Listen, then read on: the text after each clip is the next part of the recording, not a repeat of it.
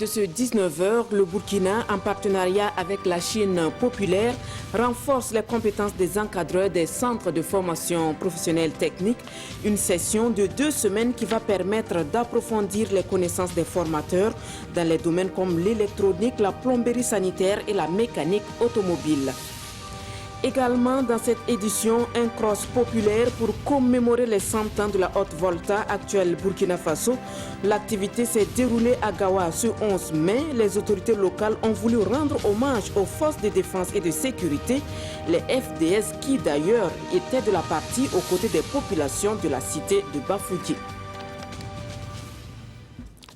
Ce sont là les titres de ce 19h. Madame, Monsieur, bonsoir. Comme cela a été dit plus haut, les encadreurs des centres de formation professionnelle technique ont été outillés dans les domaines de la plomberie sanitaire, la mécanique automobile et l'électronique. La formation qui a débuté le 23 avril dernier à Bobo-Dioulasso a pris fin ce 9 mai. Le point avec Bitibie Naon et Karim Sissé. Ils reçoivent leur parchemin après 15 jours de formation. Eux, ce sont les formateurs issus des centres de formation professionnelle du ministère en charge de la jeunesse et des enseignants d'établissements d'enseignement technique et professionnel du ministère de l'Éducation nationale. Au nombre de 60, ces apprenants ont pu parfaire leur maîtrise des équipements et matériels installés dans leurs centres et établissements. On nous a appris comment il fallait usiner et comment il fallait affûter les outils. Voilà, qui dit fabrication parle d'outils. Il faut avoir la machine, mais il faut avoir l'outil. Donc si l'outil n'est pas bien affûté, vous risquez de rater votre cible et votre objectif. L'électromécanique, la mécanique de précision et l'électricité bâtiment sont entre autres les spécialités retenues pour la présente formation. Une formation assurée par un expert chinois assisté d'un expert national. Aujourd'hui, de plus en plus, nous ne pouvons que nous fier à ces centres de formation-là pour augmenter l'employabilité de nos jeunes. Les formations qui sont données dans nos écoles classiques, dans nos universités, ne correspondent pas au marché de l'emploi actuellement. Et c'est pourquoi il faut donc se réorienter vers ces centres-là. Et pour se réorienter vers ces centres-là, il faut aussi que les formateurs qui étaient dans ces centres-là aient des formations continues, aient une connaissance plus accrue que ce qu'ils avaient donc avant. La délégation présente à cette cérémonie a visité les installations du centre de formation professionnelle et industrielle de Bobo-Dioulasso. On a voulu accompagner les femmes vulnérables dans leur quête de mieux-être et c'est l'association pour le bien-être de la femme sahélienne qui était à la manœuvre. À l'occasion de ces 72 heures, l'association a remis des vivres et des vêtements à environ 300 femmes. C'est un compte-rendu signé Bourema Kane et Sekou Zongo. Les mains chargées de vivres et de vêtements, ces personnes vulnérables doivent cet instant de sourire à l'association pour le bien-être de la femme sahélienne. On a pris l'engagement de soutenir les veuves et les orphelins. Et en ce mois de carême, on a trouvé nécessaire de faire un don de vivres, de sucre et des vêtements aux orphelins. Et aussi, on avait prévu des pagnes pour les déplacés de Gorgadi, qui sont vraiment nombreux ici au niveau de l'action sociale. Et tout ça, ça rentre dans le cadre de la cohésion sociale que nous recherchons et aussi pour soutenir les personnes démunies et comme le thème le dit, donner le sourire à ceux qui en ont besoin. Au total, 300 femmes et enfants sont concernés par cette œuvre de charité. Un exemple de partage à multiplier. C'est une solidarité qui est preuve de cohésion, qui est vecteur de cohésion. Donc, nous avons exhorté tous ceux qui peuvent avoir de telles initiatives à le faire parce que le Burkina Faso en a besoin, parce que le Sahel en a besoin. Cette remise de vivres et de vêtements à des veuves et orphelins de la région du Sahel s'inscrit dans le cadre des 72 heures de l'association pour le bien-être de la femme sahélienne. Solidarité également, mais cette fois envers les malades de l'hôpital Yalgado Ouedraogo. Les membres des associations islamiques et le comité de gestion de la mosquée du CHU Yalgado Ouedraogo ont communié avec les malades en ce mois béni de Ramadan. Après les prières et bénédictions, les malades ont reçu des présents d'Aouda Ouattara et Oumar Zombre.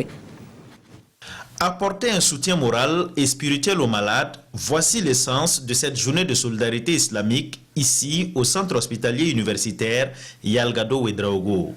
Entre lecture du Coran et prêche, les fidèles musulmans du comité de gestion de la mosquée de l'hôpital Yalgado Ouedraogo et ceux des associations islamiques ont prié pour la guérison de tous les malades du Burkina Faso. Ils ont aussi mobilisé des cadeaux. Chaque année, nous recevons de la part de bonne volonté des dons en nature. C'est composé de sucre, de riz, de pâtes alimentaires. Et en plus, il y a des dons en espèces. C'est cet ensemble que nous recevons. Et chaque année, nous procédons donc à une répartition au niveau donc de l'ensemble des formations sanitaires de la ville de Ouagadougou. La santé, c'est un état de complet bien-être physique, mental, psychique, et ne consiste pas seulement à une absence de maladie ou d'infirmité. Et le fait de sentir quand même qu'on a des personnes qui pensent à soi, cela nous conforte et cela apporte beaucoup plus de valeur et cela amène la personne à être guérie. Cette activité est organisée chaque année pendant le mois de Ramadan et ce, depuis plus de 5 ans. Ces cadeaux mobilisés seront distribués aux malades de 10 formations sanitaires de la ville de Ouagadougou, quelle que soit leur appartenance religieuse. 1919-2019, le Burkina Faso, ancienne Haute-Volta, totalise 100 ans d'existence. Un centenaire commémoré à Gawa à travers un cross populaire. En plus des populations de Gawa, l'activité a connu la présence des forces de défense et de sécurité. Les temps forts avec Alassane Bani et Isia Kanana. 1919-2019. La Haute-Volta, actuelle Burkina Faso, a aujourd'hui 100 ans d'existence. Un centenaire commémoré ici à Gawa par un cross populaire qui a regroupé forces de défense et de sécurité ainsi que populations civiles de la cité de Bafouji. Ça participe justement d'une sorte de cohésion sociale. C'est la recherche de la cohésion sociale, la recherche de l'entente entre les fils et les filles du pays. Et ça entraîne également une saine émulation. Par exemple, ce que nous venons de voir, ça participe justement de ce qu'on peut dire en termes d'harmonie nationale, et puisque toutes les couches se retrouvent pour faire du sport. Partis de la place de la Nation, les coureurs ont parcouru un circuit fermé de près de 2 km pour ensuite se retrouver au lieu de départ pour une séance d'aérobic.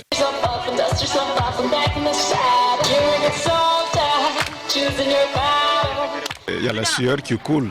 C'est un bon signe que l'organisme respire bien et que ça nous procure beaucoup davantage de santé. C'est vraiment un signe fort et un rappel pour notre jeunesse. Comme on le dit, c'est le fer de lance de la nation. Et il faut que cette jeunesse soit en bonne santé. Et pour être en bonne santé, nous connaissons bien les vertus du sport. Ça passe d'abord par le sport.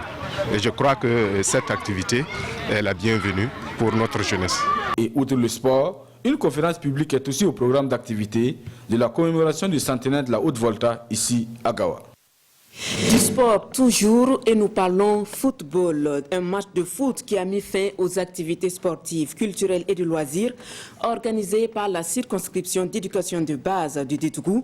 Bilan satisfaisant selon le comité d'organisation qui appelle les bonnes volontés à soutenir l'activité. Les temps forts avec Lassina Ouattara et Karim Ouattara.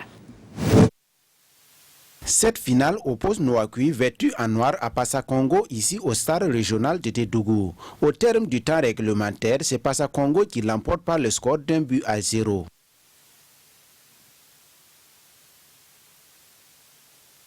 C'est le fruit d'un long travail. Aux autres écoles qui n'ont pas pu peut-être prendre le trophée cette année, que les autres années peut-être leur donnent cette chance-là. Cette finale marque la fin des activités entrant dans le cadre de l'organisation du sport et de la culture à l'école primaire de la CEP2 de Dédougou. Des ballets, des récitals, de l'athlétisme, du handball et du football. Pour les premiers responsables, ces activités revêtent une grande importance et nécessitent l'implication de toutes et de tous. En organisant ces activités, activités sous forme de jeu. Premièrement, ça répond à un besoin fondamental des enfants qui est de bouger, de s'amuser. Donc les enfants, en s'amusant comme ça, ils sont tellement intéressés. Au-delà de ces faits, il y a l'aspect physique des enfants, solidifier un peu leurs os, les frottements physiques, l'aspect social, le rapprochement, ce qui est une préparation pour le civisme. Donc je pense que toutes les SEB sont dans cette dynamique-là. Et du reste, toutes les SEB aussi ont eu un petit accompagnement. C'est vrai que ce sont des subventions, des accompagnements qui restent insuffisants. Voilà pourquoi nous encourageons, n'est-ce pas, donc, toute la communauté, toutes les bonnes volontés. Parce que l'école aujourd'hui, c'est l'affaire aussi des communautés. Voilà, si nous voulons créer cet esprit-là chez les enfants, il faut donc que tout le monde s'investisse pour qu'on puisse y arriver. L'État ne ferait qu'accompagner toujours, mais l'essentiel reste, n'est-ce pas, donc l'œuvre, n'est-ce pas, des communautés à la base. Les meilleures équipes en sport et dans les autres disciplines sont primées. Passa Congo, vainqueur de la finale de ce soir, repart avec le trophée, un ballon, 20 000 francs CFA et des kits scolaires. Voilà qui referme cette édition de 19h. Merci de votre attention. Le journal de 20h avec Wendata Nathalie Kaoré. Excellente soirée en compagnie de nos programmes.